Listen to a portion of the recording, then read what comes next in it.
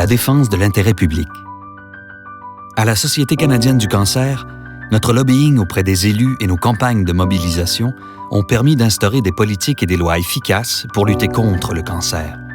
Bien, la défense de l'intérêt public, dans le fond, ce que c'est, ça le dit un peu avec le nom. C'est justement, on est là pour défendre l'intérêt de la population, puis on est là aussi pour leur rappeler qu'il faut lutter, il faut se faire entendre par le gouvernement. Donc, c'est pour ça qu'on fait signer des pétitions, entre autres, puis qu'on fait signer des lettres au monde. Cette année, le dossier, c'est le bronzage pour les mineurs. Je voudrais que les jeunes de 18 ans et moins ne puissent pas avoir accès au centre de bronzage pour prévenir les cancers de la peau. Ce que j'espère, en faisant signer la pétition, c'est justement qu'il y ait une loi par rapport à ça, un peu comme la cigarette. J'aimerais ça aussi qu'en même temps qu'on aille porter la pétition, qu'il y ait tout un débat de société, que justement les journaux, les médias commencent à en parler plus. En 2011, la pétition de la Société canadienne du cancer, division du Québec, pressait le gouvernement provincial d'interdire la vente et la promotion de services de bronzage artificiel aux mineurs.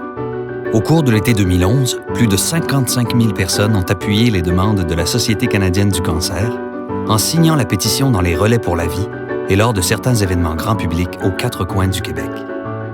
La Société canadienne du cancer a aussi rencontré une 60aine de députés de tous les partis. Plusieurs ont signé la pétition et l'ont déposée à l'Assemblée nationale. Cette campagne a beaucoup fait parler du bronzage artificiel, du cancer de la peau et de la Société canadienne du cancer.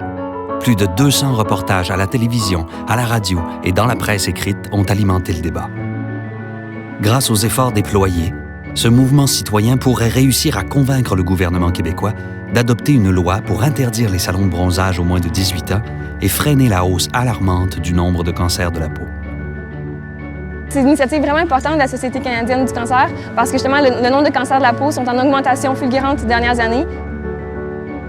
Si on peut éviter à quelqu'un d'avoir un cancer dans sa vie, ben c'est déjà quelque chose, c'est déjà une belle victoire.